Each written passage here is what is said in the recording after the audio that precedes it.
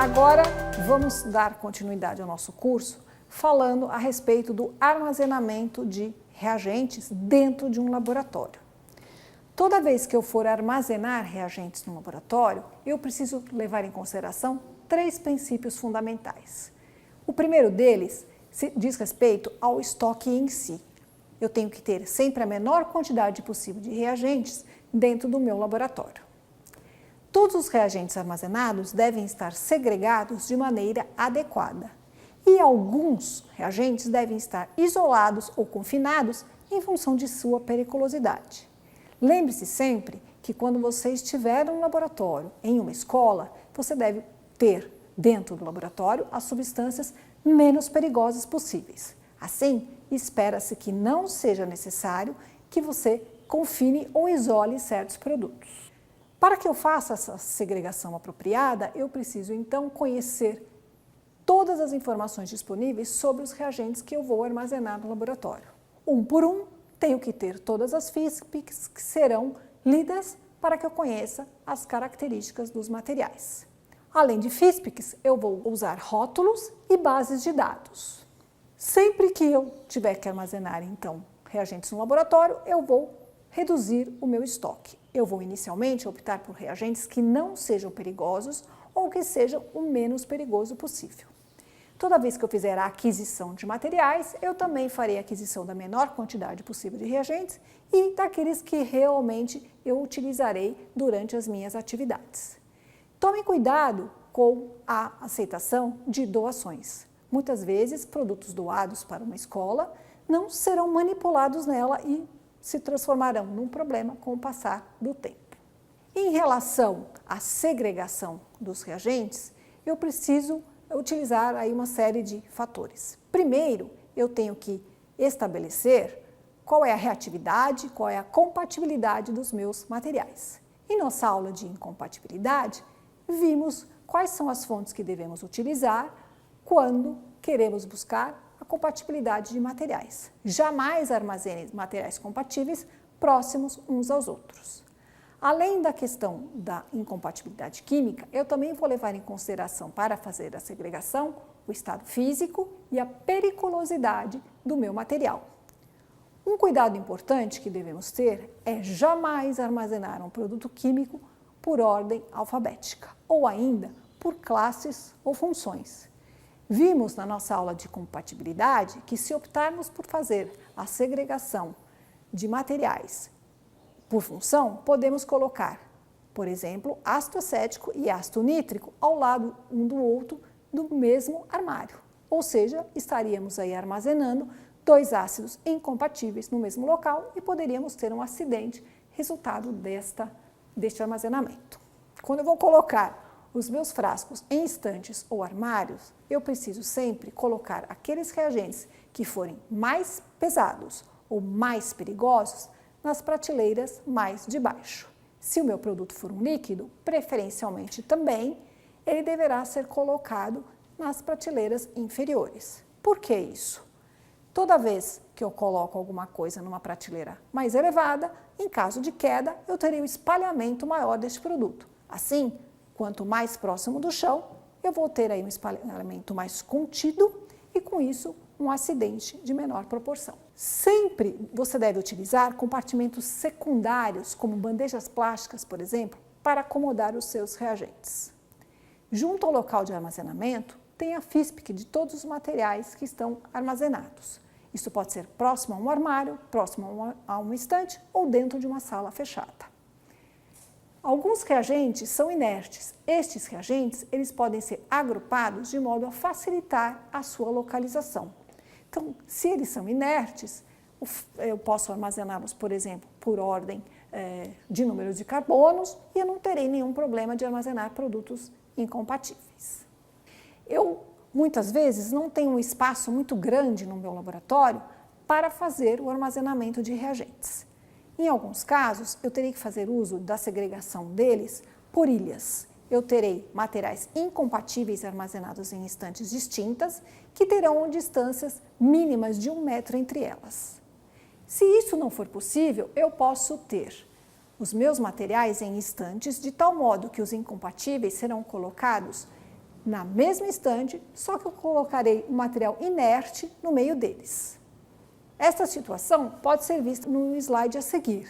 Assim, eu tenho do lado esquerdo uma série de frascos de ácidos que são incompatíveis com os frascos da extrema direita, que contêm bases.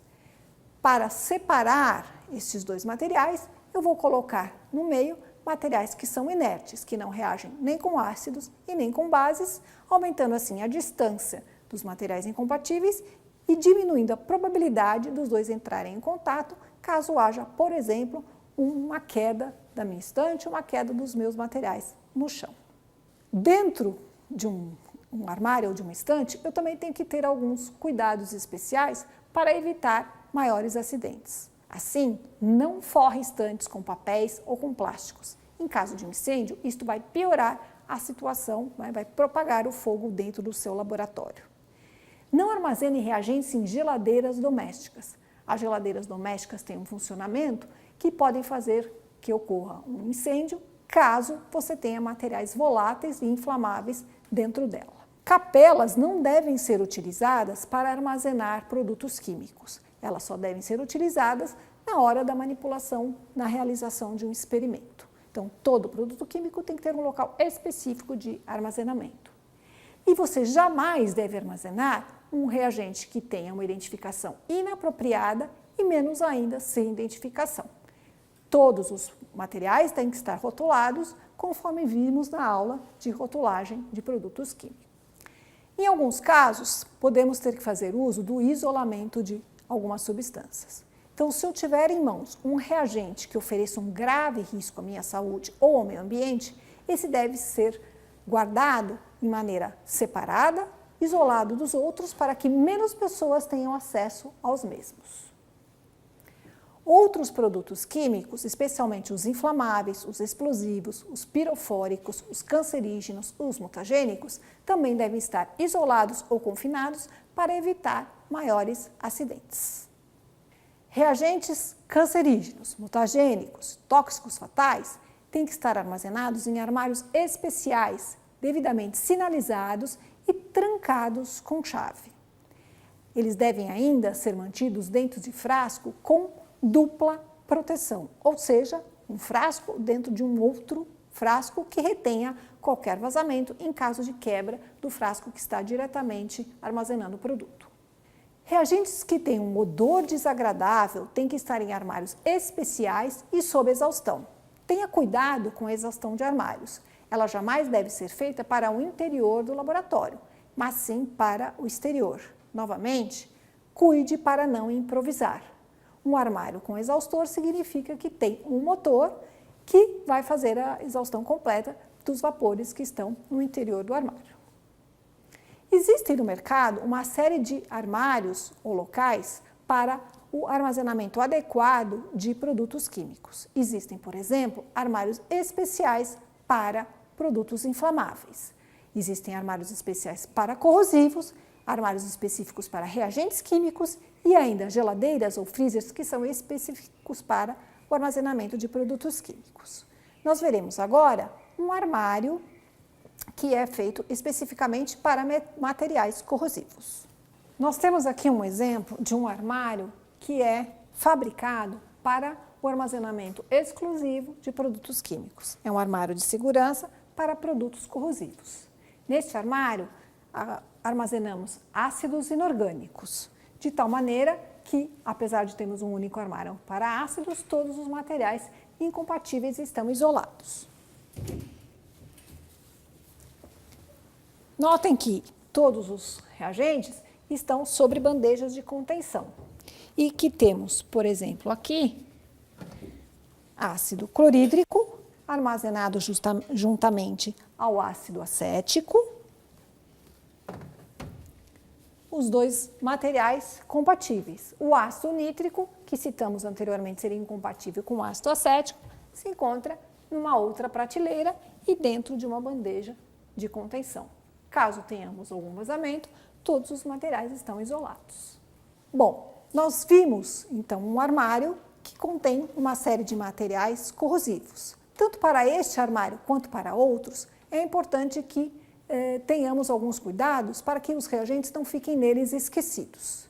Eu preciso, por exemplo, monitorar continuamente o prazo de validade dos meus materiais, especialmente se eu armazenar produtos que são peroxidáveis ou polimerizáveis. Estes produtos têm um prazo curto de validade e podem causar um acidente sério caso fiquem armazenados por muito tempo. Outros produtos, mesmo que não se deteriorem, devem ser eliminados dentro do seu prazo de validade, uma vez que não podemos manter esse tipo de material nessas condições em nosso laboratório. Além de monitorar os prazos de validade, eu tenho que monitorar o estado dos frascos e o estado dos rótulos. Às vezes, em função da própria natureza do material, um determinado rótulo pode ser corroído e algumas informações podem ser perdidas. Se eu faço um monitoramento constante, assim que eu vejo algum tipo de alteração no meu rótulo, eu tenho condições de já fazer um novo rótulo e substituir aquele que está danificado. A mesma coisa eu devo fazer com os meus armários, com as minhas estantes e com os meus refrigeradores. Todos têm que estar sempre em condições íntegras para que possam fazer o armazenamento adequado. É importante também que eu registre e controle todos os produtos químicos que eu tenho no interior do meu laboratório. Assim, uma lista contendo os materiais, as quantidades em que existem e que seja alimentada cada vez que algum material é utilizado ou comprado, tem que estar presente no laboratório. Lembre-se também que existem alguns produtos que são controlados pelo Ministério do Exército, pela Polícia Federal ou pela Polícia Civil. Acostume-se a fazer o relatório que você deve emitir mensalmente, trimestralmente ou semestralmente, dependendo do produto, em função das quantidades que você tem dentro do seu laboratório. Algumas informações a mais a respeito de armazenamento de reagentes podem ser encontrados nos links que estão neste site.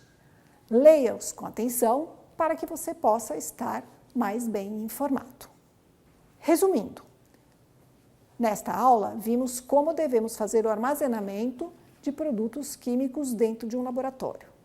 Os princípios que devo seguir são o menor estoque possível, as substâncias menos perigosas possíveis e ainda fazer uso da identificação correta e da comunicação de perigos. Alguns materiais precisam estar confinados para que poucas pessoas tenham acesso a eles e para que assim possamos evitar acidentes.